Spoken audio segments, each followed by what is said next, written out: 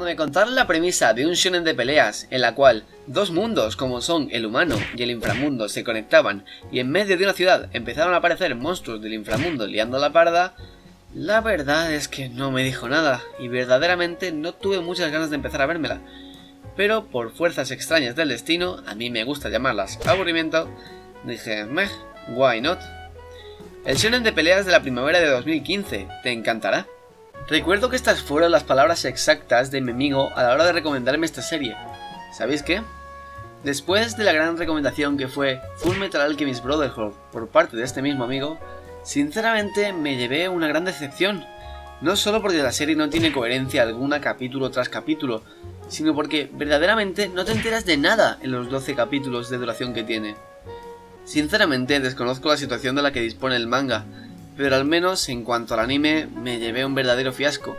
Las razones, a continuación.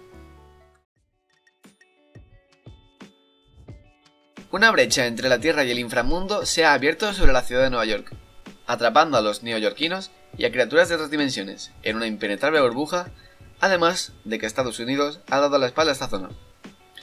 Monstruos y humanos han vivido juntos por años en un mundo de loca ciencia ficción. Ahora, alguien amenaza con destruir la burbuja, y un grupo de superhumanos con estilo está trabajando para evitar que esto suceda.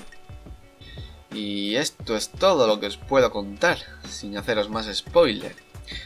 Una sinopsis algo clásica para un shonen, tocando prácticamente lo cliché, siguiendo la fórmula de hay problema X, aparece Y para solucionarlo, y Z se interpone entre ellos, siendo que X es la destrucción de la burbuja, Y es Libra, nombre de la organización que trabaja para evitar esto, y Z, el rey de la depravación que maquina planes contra los protagonistas para putearles.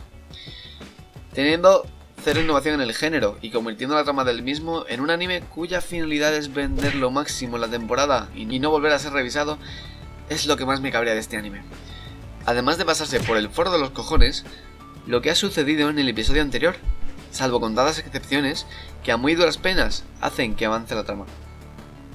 Sin embargo, el mayor fallo que se le puede atribuir a la trama, el fallo por el cual no puedo perdonar a Kekai Sensen, es la nula explicación de absolutamente nada. ¿Qué son los vampiros? ¿De dónde surgió Libra?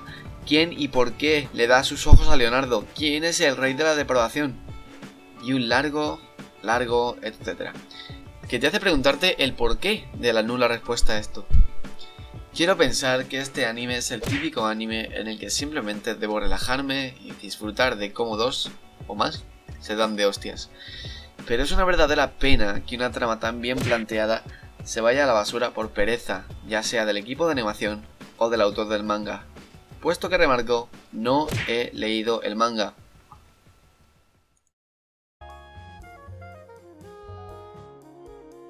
Hace poco comenté que este anime tocaba lo cliché en muchos aspectos, y el apartado de personajes, por desgracia, no se salva, puesto que la mayoría de ellos son copias de personajes anteriormente vistos, siendo Leonardo, el inútil protagonista que no sabe hacer nada ni defenderse por sí mismo, al más puro estilo Yuki en Mirai Nikki o Shinji Ikari en Evangelion, que creo que son los mejores ejemplos para definir este tipo de personajes, teniendo de vez en cuando un momento épico en la trama, intentando de esta forma que veamos a este estereotipo como alguien medianamente capaz de hacer algo por sí mismo más allá de quejarse o llorar.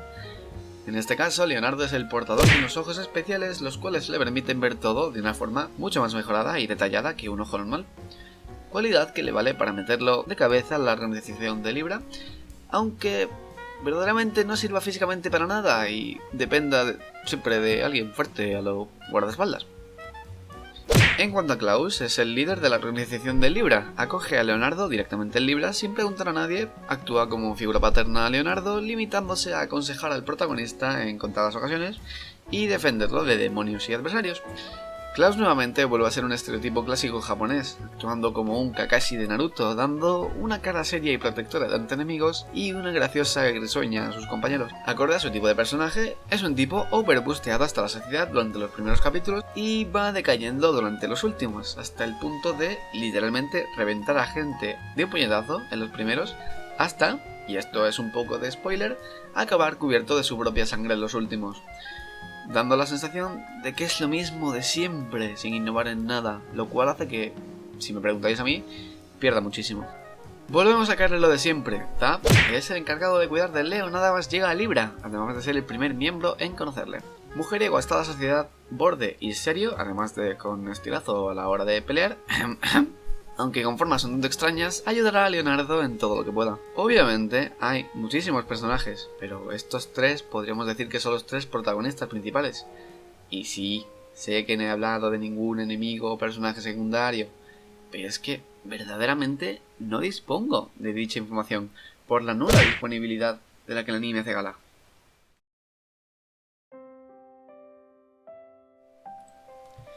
Bien, solo hay dos cosas de las que este anime puede hacer honra. La primera de ellas es el diseño, que no la animación.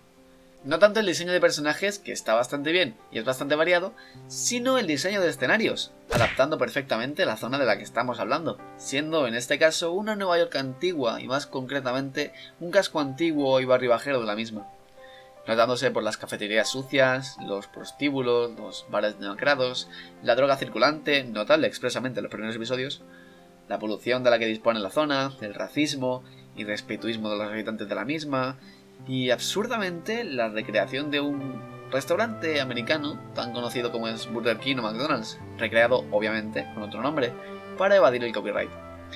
Recreando y adaptando perfectamente una cascada a Nueva York, además de invadida por los monstruos.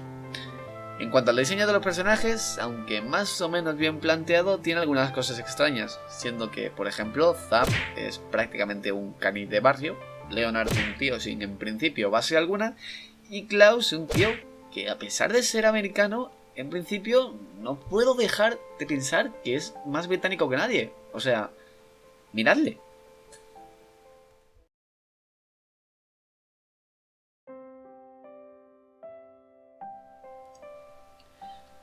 Antes he dicho que solo había dos cosas que sobresalían en este anime, siendo la primera el diseño, la segunda es la banda sonora. Ya sé que no hay cosa más subjetiva en una review que la banda sonora, pero aún así intentaré que sea lo más objetiva posible. Bien, la mayor genialidad que se le puede atribuir a este anime es su banda sonora. Hablando del sitio en el que se inspira, han hecho un trabajo sublime representando la música de esta zona, siendo que jazz y blues son lo que más sobresale. Música que verdaderamente te hace sentir como si estuvieras en una película de los 90, con grandes composiciones que encajan en cada capítulo y momento. Conformado por muchas voces femeninas, pianos y trompetas, respira un aire neoyorquino al que muchas series de estilo y ambientación similar desearían siquiera acercarse. Algún tema que podríamos hacer notar sería...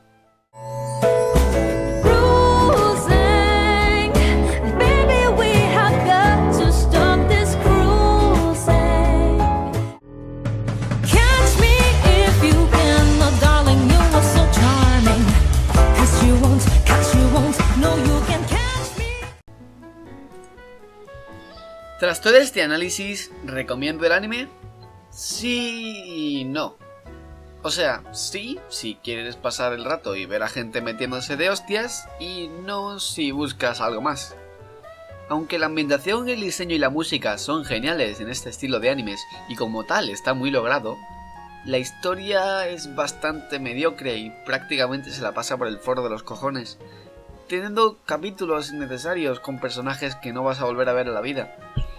Los protagonistas y secundarios, aunque medianamente conseguidos, son clichés, que sabes cómo van a actuar en todo momento porque ya los has visto en docenas de series.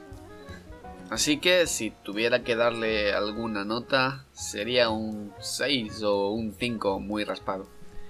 Y bueno, esta ha sido la review de esta semana. Nos vemos dentro de poco con la siguiente review. He sido Alu de Gakalu Reviews y nos vemos dentro de poco.